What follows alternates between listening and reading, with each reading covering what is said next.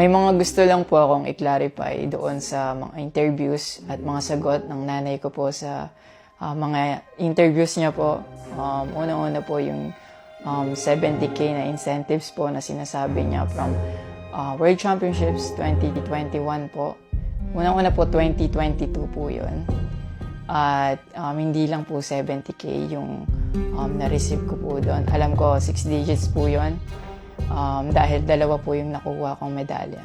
After nun, mga bandang December, umuwi ako sa Pilipinas. Nakikita kami ng mama ko. At hindi niya sa akin sinasabi na na-receive niya na pala yung incentives ko from World Championships. Hindi ko pa po malalaman na na-receive niya na po yung incentives ko kung hindi ko pa po hinanap. Never ko na po na-receive yung incentives ko po na yon. At never ko na rin naman po na hiningi yun sa kanila. Binigay ko na at wala na po yun sa akin. Ang sa akin lang naman, gusto ko malaman kung saan napunta yung incentives ko po na yun.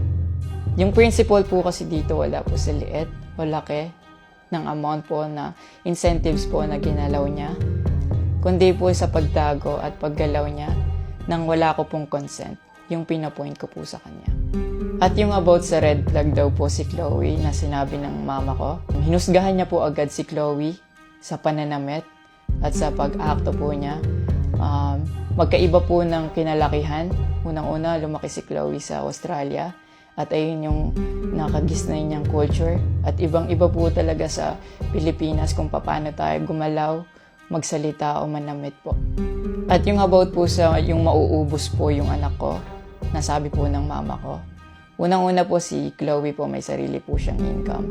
Lahat po ng nakikita niyong gamit o yung pag-travel niya kung saan-saan po. Galing po yun sa pinagpaguran niya po. At bakit naman po ako mauubos? Kaya nga po ng sinabi ko, si Chloe po may sarili po siyang income. And lahat po ng bank account ko po nasa mama ko po.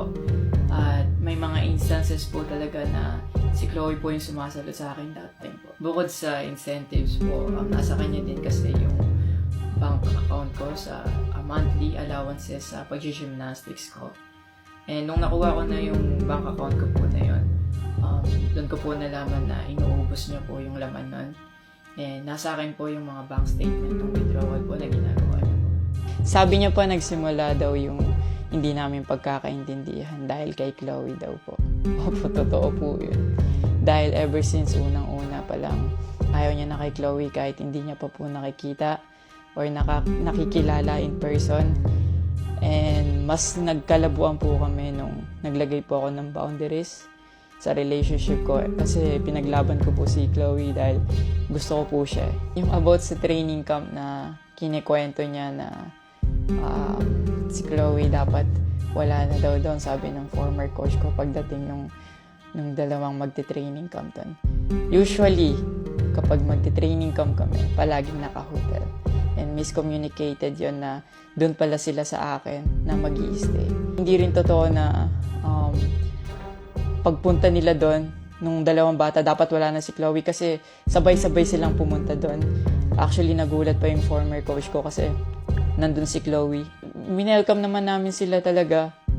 Nag-prepare kami para sa kanila. So, hindi ko alam kung bakit ganun yung mga sinasabi niya. At yung sinasabi niya po na yung dalawang bata po dahil si Chloe yan doon, yung nakabalandra daw yung puwet po.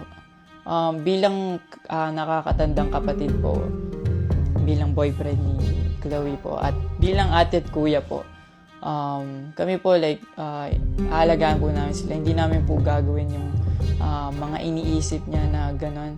Ang dumi niya mag-isip at hindi appropriate yon para sa akin at disrespectful yon actually sa akin and kay Chloe po. And yung sinasabi niya na so dapat wala daw pong outsider or guest po doon sa apartment ko po.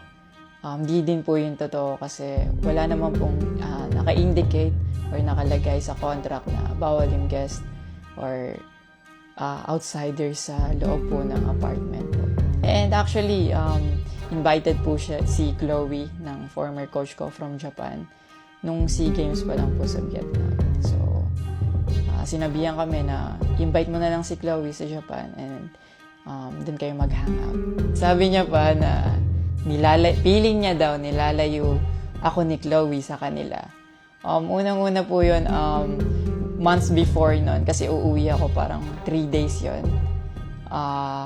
Sinabihan ko na sila na mag-i-spend time ako kay Chloe. Nagpunta kami sa Baguio. Sinama ko si Chloe, nag-spend time kami. Nakikipaghalubilo naman po kami, hindi naman ako nilalayo ni Chloe. Actually, pumunta pa kami sa Pangasinan. Like, po kami doon, parang meet and greet. Yeah. Tapos after nun, nagpunta tayo ng Baguio. And then, ikaw pa nga nag-aya na yung sa bike. Yeah, Because we didn't tayo. know what to do Yeah. after nung kumain, because they were like, oh, what do we do? I was like, oh, let's go sa Burnham Park so that we can take the little kids to go biking. Yeah. So I'll just attach a screenshot of me saying sorry at that time if they felt left out when we were all hanging out sa Baguio. So you guys can just pause and read. Actually, nagkita po yung mama ko and yung family ni Chloe twice po. And then, yun, nag-usap po sila. And the last resort, my family made a group chat Yeah. na kasama everybody involved because my family wanted to address kung ano yung issues ni mom mo towards me. Yeah, kasi marami na siyang pinapost. Yeah, madami na siyang pinapost. And even though my family knew na madami na siyang pinapost, my family still welcomed them, treated them with respect and with no judgment na pinaringgan nila yung side ng mom mo, what she had to say about me and our relationship. And then, after the group chat, she left. Yeah. Your mom left. And wala siyang narinig anything from my family. May recent interview po kayo na kinakongratulate niyo po ako. Kung genuine po talaga kayo, maraming salamat po. Ina-acknowledge ko po yung pagka-congratulate niyo sa akin. Pero nagpa-flashback pa rin po talaga yung masasakit yung sinabi sa akin at yung mga hindi nyo pag-wish well sa akin. Like, tumatatak po yan sa akin talaga. Ang message ko po sa inyo na mag-heal kayo, mag-move on, at napatawad ko na kayo long time ago po. Pinagpipray ko na maging safe kayo palagi at nasa maayos kayong kalagayan dyan lahat. Tigilan na po natin to at i-celebrate na lang po natin yung mga ginawa po ng paghihirap, pagsasakripisyo ng bawat atletang Pilipino dito sa Olympics.